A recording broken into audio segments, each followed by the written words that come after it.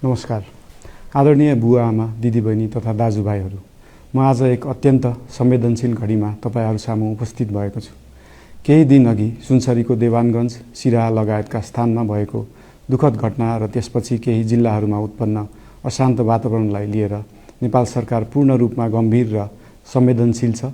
यस दुःखद घटनामा परि निधन हुनुभएका हाम्रा नागरिकहरू जयप्रकाश मेहता, ओम प्रकाश मेहता र गणेश यादवप्रति म भावपूर्ण श्रद्धाञ्जली अर्पण गर्दछु। साथै शोक सन्तप्त परिवारजनहरूमा नेपाल सरकारका तर्फबाट गहिरो संवेदना व्यक्त गर्दछु। घटनामा परि घाइते हुनुभएका सम्पूर्ण नागरिकहरूको शीघ्र स्वास्थ्य लाभको कामना गर्दछु।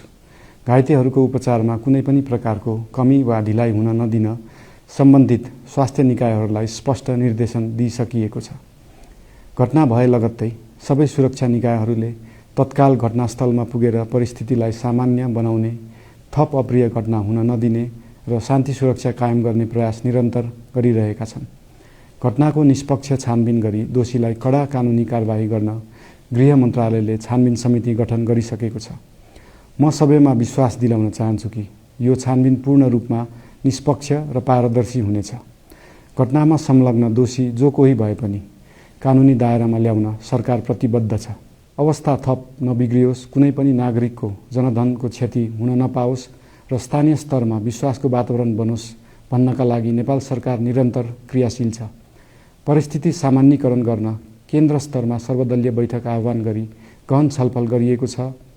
स्थानीय तहसम्मै जनप्रतिनिधि, नागरिक समाज, विभिन्न धार्मिक गुरुहरू, समुदायका अगुवा तथा सामाजिक व्यक्तित्वहरूसँग निरन्तर संवाद भइरहेको छ।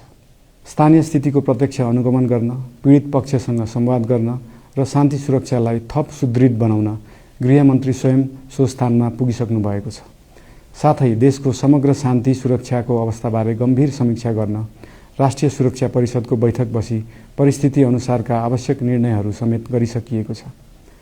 यस्तो संवेदनशील घडीमा सामाजिक सञ्जाल वा अन्य माध्यमबाट असत्य, अपुष्ट सूचना, अफवाह, घृणा फैलाउने सामग्री वा समुदायबीच वैमनस्य बढाउने अभिव्यक्ति प्रचार प्रसार नगराउन अनुरोध गर्दछु। साथै सरकारी निकायहरूबाट जारी भएका आधिकारिक तथ्य र सूचना मात्र विश्वास गर्न विशेष आग्रह गर्दछु।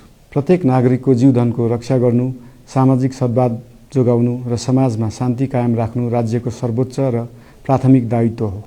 आगामी दिनमा पनि राज्य थप सतर्क र संवेदनशील रहनेछ।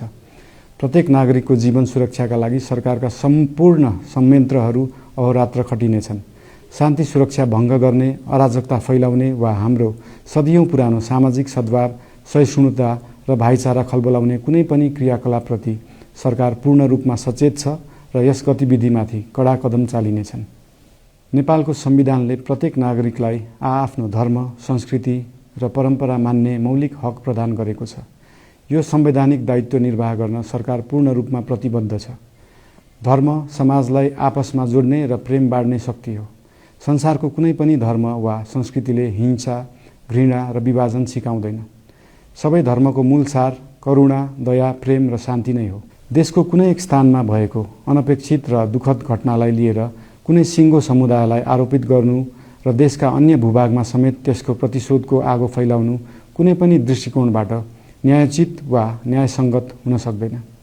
आदरणीय बुवा आमा, दिदीबहिनी तथा दाजुभाइहरू, हाम्रो इतिहास साक्षी छ कठिनभन्दा कठिन र अप्ठ्यारो परिस्थितिमा पनि आपसी एकता, सहिष्णुता र विवेक नै हाम्रो सबैभन्दा ठूलो शक्ति बनेका छन्।